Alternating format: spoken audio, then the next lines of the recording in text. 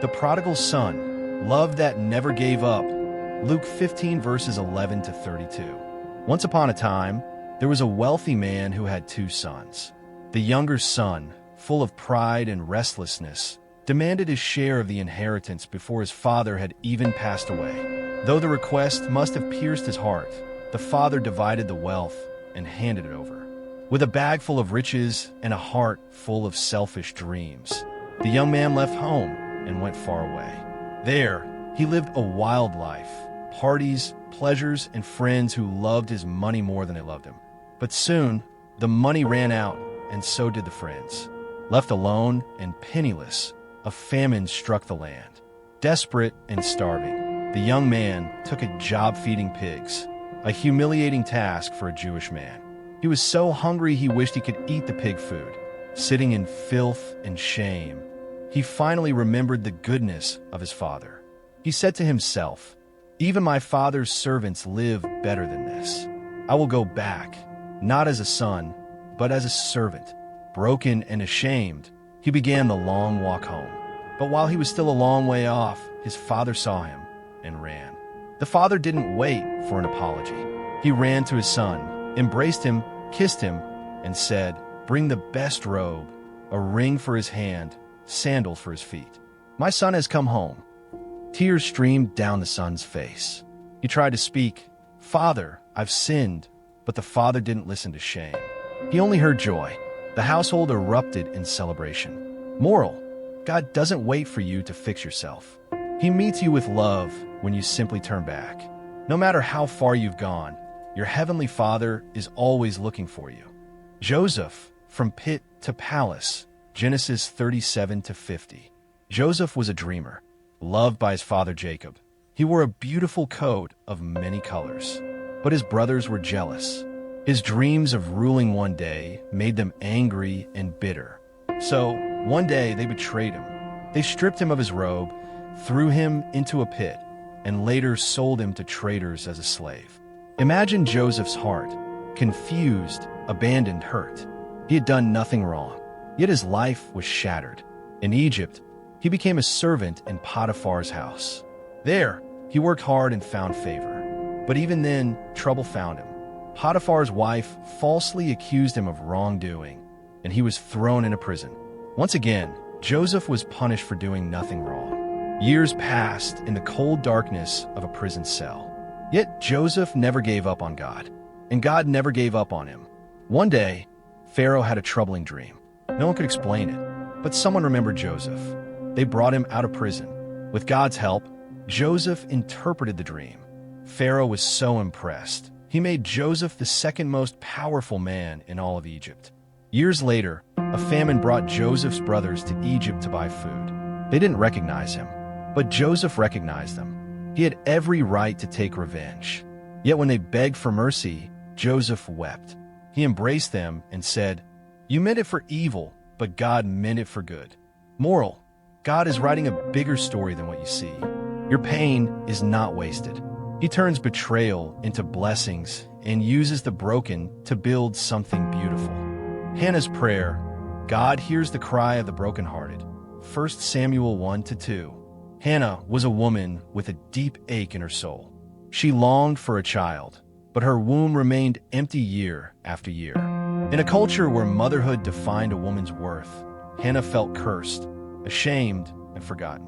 To make things worse, her husband's other wife mocked her, reminding her daily of what she lacked. But Hannah didn't lash out. She went to the temple and poured out her soul before God. She wept so deeply, so painfully, that the priest thought she was drunk. But she wasn't drunk, she was desperate. She made a vow: "Lord, if you give me a son, I will give him back to you." God heard. In time, Hannah conceived and gave birth to a son, Samuel. And when he was old enough, she brought him back to the temple, keeping her promise. That moment, giving her miracle child back to God, was a moment of both joy and pain. But God saw her faithfulness. Samuel became one of the greatest prophets in Israel. Moral: when we pray with honest, broken hearts, God listens. He never ignores your tears. He answers in His time, with a purpose far greater than we imagine. David and Goliath, the courage of a shepherd's heart. 1 Samuel 17. The battlefield was silent, except for the roar of one man, Goliath. A giant over 9 feet tall, he mocked the God of Israel and challenged anyone to fight him. Day after day, the army of Israel trembled in fear. Enter David, just a boy, a shepherd sent to bring food to his brothers. When he heard the giant mocking God, something rose in him, not fear, but fire. Who is this that defies the armies of the living God? Everyone laughed at him. Even King Saul tried to give him armor too heavy for his small frame.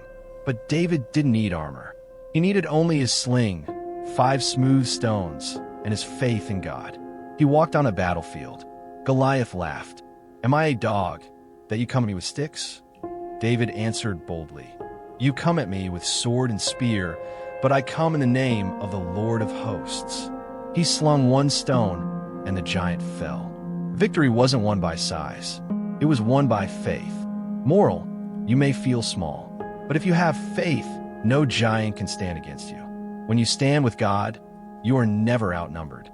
Ruth and Naomi, beauty from brokenness, Book of Ruth. Naomi lost everything.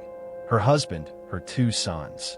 She was left with 2 daughters-in-law, Orpah and Ruth. She told them to return to their homes, to start over. Orpah wept and left. But Ruth clung to Naomi and said the words that still echo today. Where you go, I will go.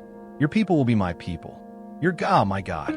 So the 2 widows returned to Bethlehem, poor and grieving. Ruth, a foreigner, began to gather leftover grain in the fields just to survive.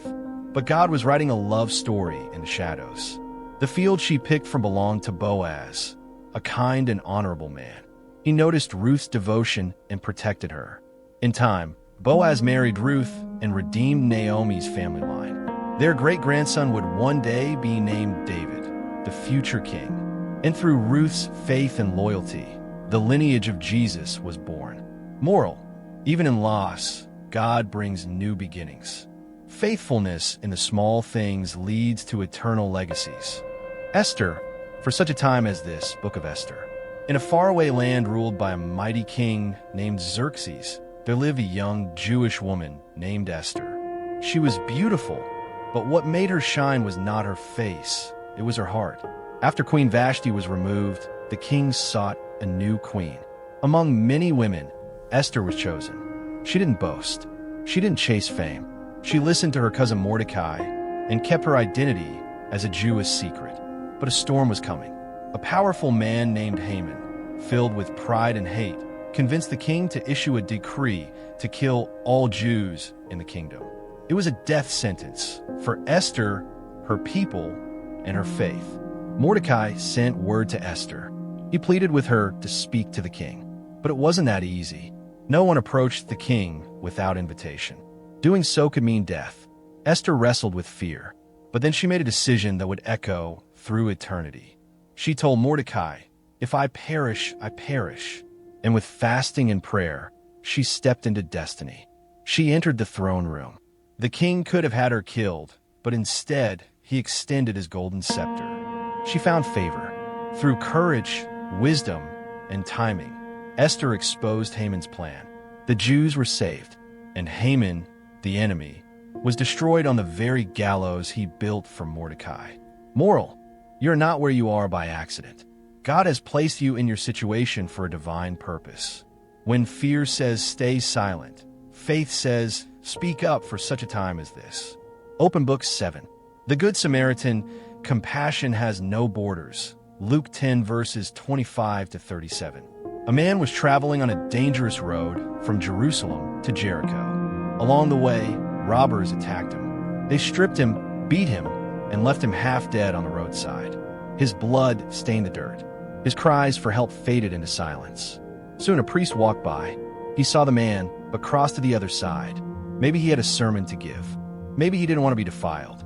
Whatever his reason, he left.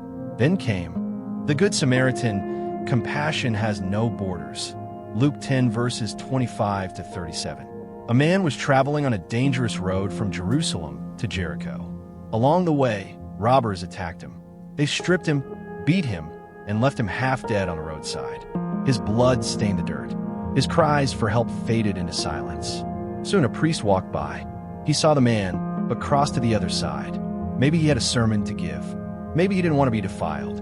Whatever his reason, he left. Then came a Levite, a religious leader. He too looked and passed by. But then came a Samaritan. Now understand, Jews and Samaritans hated each other. Centuries of conflict ran between them. But when the Samaritan saw the dying man, his heart broke. He ran to him, knelt down, cleaned his wounds with oil and wine, and bandaged them. He placed him on his own donkey, took him to an inn, and paid the keeper to care for him. He even promised to return and cover any extra cost. Jesus ended the story with a question. Who was a neighbor? Moral: being a neighbor isn't about blood or religion. It's about compassion. Love crosses boundaries. Real faith shows up in how we treat the hurting, especially those who are different from us. Jesus calms the storm, peace in the middle of the chaos. Mark 4 verses 35 to 41. It had been a long day of teaching. As night fell, Jesus said to his disciples, "Let us go to the other side." So they got into a boat and set sail across the Sea of Galilee. At first, the water was calm. The stars sparkled above. But suddenly, out of nowhere, a violent storm erupted. Waves crashed into the boat. Wind howled. Water began to flood the deck. The disciples, many of them seasoned fishermen, panicked. They thought they were going to die. And where was Jesus? Sleeping, peacefully, on a cushion in the back of the boat. They shook him awake. "Teacher, don't you care that we're drowning?" Jesus stood up, looked at the wind and waves, and said, "Peace, be still." Instantly, the sea obeyed. The storm stopped. The silence was louder than the chaos. Then Jesus turned to his disciples and asked, "Why are you so afraid? Do you still have no faith?" They stared in awe. Who is this, that even the wind and waves obey him? Moral: sometimes it feels like God is sleeping during our storm. But the truth is, he's in your boat. The storm doesn't scare him. He speaks peace into the chaos.